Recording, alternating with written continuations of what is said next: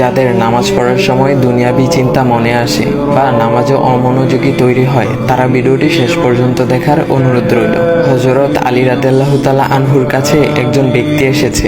তখন লোকটা বলল, হুজুর, আমার নামাজে মন বসে না। নামাজে দাঁড়ালে আমার দুনিয়াবি নানা চিন্তা আসে। হুজুর, আমার এই নামাজ কি আল্লাহ তাআলা কবুল করবেন? তখন হযরত আলী রাদিয়াল্লাহু তাআলা আনহা বলেছেন, না, তোমার নামাজ কবুল হবে না। তখন লোকটা মনে অনেক কষ্ট নিয়ে চলে যাচ্ছেন। এমন সময় রাসূল সাল্লাল্লাহু আলাইহি ওয়াসাল্লাম এসে হযরত আলী রাদিয়াল্লাহু তাআলা আনহুকে জিজ্ঞাসা করলেন, ইয়া আলী, আপনার কাছে লোকটা কেন এসেছিল?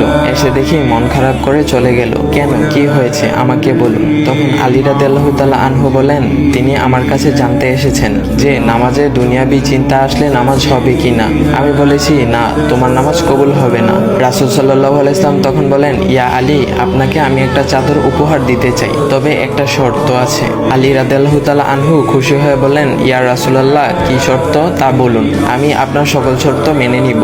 বুঝতেই তো পারছেন রাসূল সাল্লাল্লাহু আলাইহি ওয়াসাল্লামের চাদর বলে কথা। তখন রাসূল সাল্লাল্লাহু আলাইহি ওয়াসাল্লাম বললেন, ইয়া আলী, আপনি যদি এই মুহূর্তে 2 রাকাত নামাজ একনিষ্ঠভাবে পড়তে পারেন দুনিয়াবি সকল চিন্তা দূর করে, তাহলে আমি আপনাকে সেই চাদরটি উপহার দেব।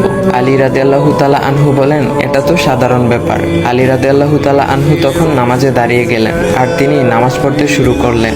এমন সময় তার মনের মধ্যে শুধু ভাবনা চিন্তা আসতে শুরু করলো, আচ্ছা, আমাকে যে রাসূল সাল্লাল্লাহু আলাইহি ওয়াসাল্লাম যে চাদরটা দিবেন, সেটা কি ফাতিমার চাদর নাকি রাসূল সাল্লাল্লাহু আলাইহি ওয়াসাল্লামের? আচ্ছা, চাদরখানা দেখতে কেমন হবে?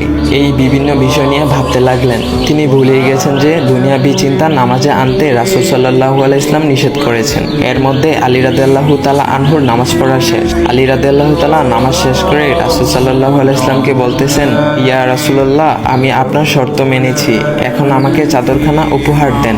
রাসূল সাল্লাল্লাহু আলাইহি ওয়াসাল্লাম বলেন, ইয়া আলী, আপনি কি একনিষ্ঠভাবে দুনিয়াবি চিন্তামুক্ত ছাড়া 2 রাকাত নামাজ পড়েছেন? তখন আলী রাদিয়াল্লাহু তাআলা আনহা মুচকি হেসে বললেন, না ইয়া রাসূলুল্লাহ, আমি আপনার চাদর নিয়ে অনেক কিছুই ভেবেছি। তখন রাসূল সাল্লাল্লাহু আলাইহি ওয়াসাল্লাম বলেন, ইয়া আলী, নামাজ তোমারও হয়েছে, আর তুমি যাকে নামাজ হবে না বলে ফতোয়া দিয়েছ, তার নামাজও আল্লাহ তাআলা কবুল করে নিয়েছেন।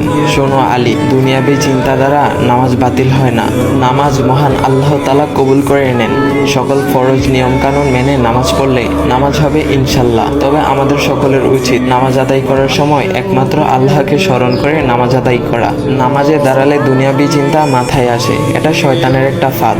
আল্লাহ তাআলা আমাদের সকলকে শয়তানের কুমন্ত্রণা থেকে হেফাজত রাখুক এবং সঠিকভাবে মনোযোগের সাথে নামাজ আদায় করার মতো তৌফিক দান করুক। সবাই বলি আমিন। চাইলে ভিডিওটা আপনি অন্যদের কাছে শেয়ার করতে পারেন, এতে অন্যদের ভুল ভ্রান্তিগুলো দূর হবে। তো গাইস, এমন ইসলামিক ভিডিও পাওয়ার জন্য ভাইয়ের আইডিটা ফলো করে দিয়ে যাও।